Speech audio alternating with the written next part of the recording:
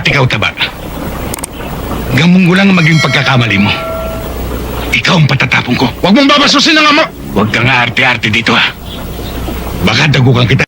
Sa pag-alay ng halos lahat ng kanyang buhay sa kanyang craft, si Fernando Poe Jr., kung hindi man kilala bilang FPJ, ay tinaguri ang King of Philippine Movies o simpleng The King. With over 200 credits to his name as an actor, narito ang 10 pelikula ni Fernando Poe Jr. na hindi maikakailang nag-iwan ng marka sa entertainment industry. Kung bago ka pa lang sa ating channel at mahilig ka sa mga ganitong klaseng content, ay iniimbitahan ko kayong mag-subscribe at pindutin mo na rin ang bell icon para lagi kang updated pag nag-upload ako ng mga bago kong video.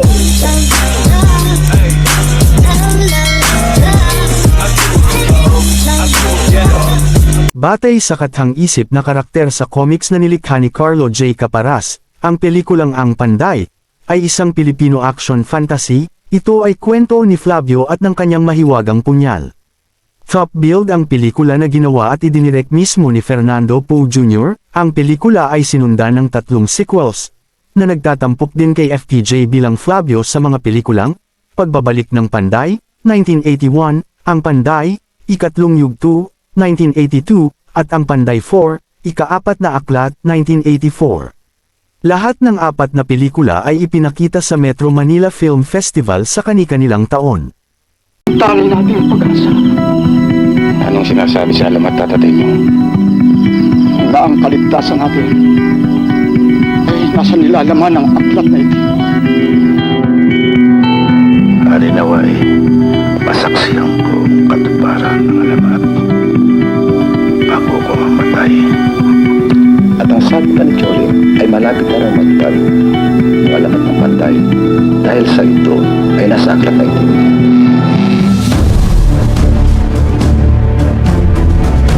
Sinusundan ng Ang Probinsyano, ang kwento ni Cardo, isang pulis probinsya na kumuha ng pagkakakilanlan ng kanyang yumaong kakambal, upang tugunan ang mga responsable sa pagkamatay ng kanyang kapatid. Halos 2 dekada matapos itong ipalabas, ang pelikula ay na-reboot sa isang serye sa TV ng ABS-CBN, na tumatakbo sa loob ng halos 5 taon, na pinagbibidahan ni Coco Martin kasama ang isang ensemble cast. Kung tawagin siya'y Tromdi.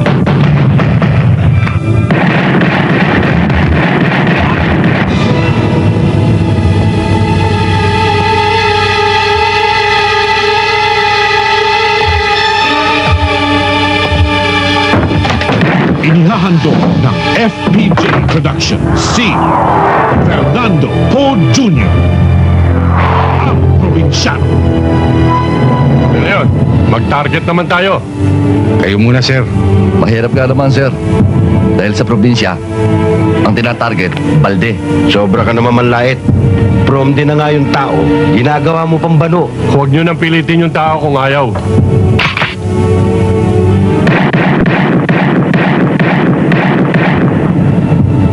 Oh, mga bata.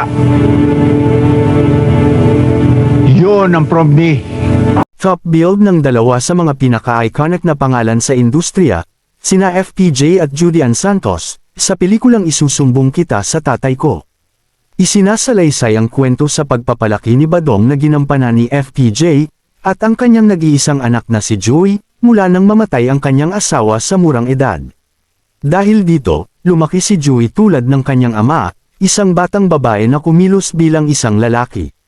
Isang araw, bumisita sa kanilang lugar ang childhood friend ni Badong na si Beth na ginampanan ni Aileen Damiles at naging close sila.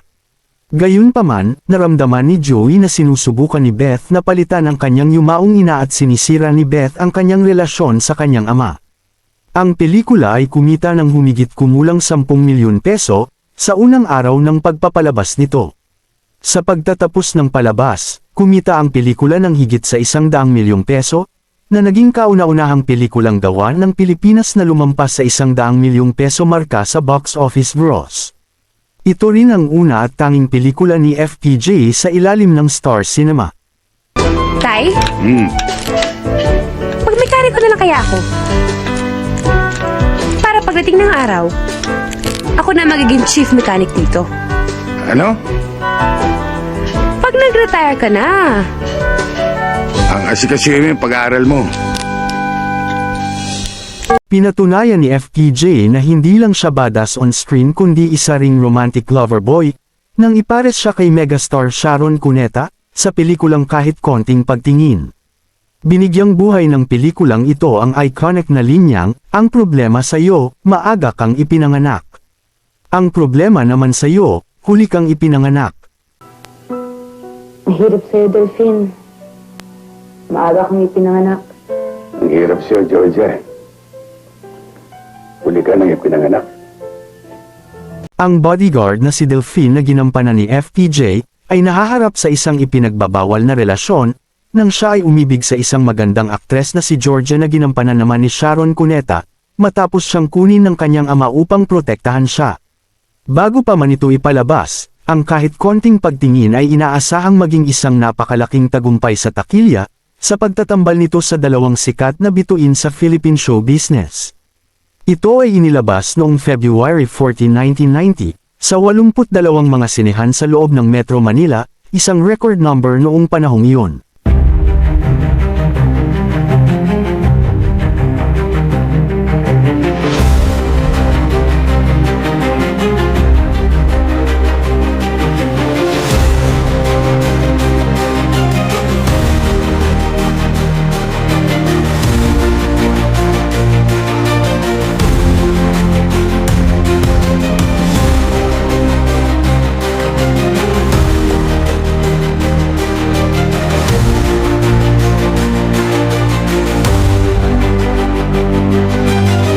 Sino ang hindi nakarinig ng sikat na linyang, "Isang bala ka lang"?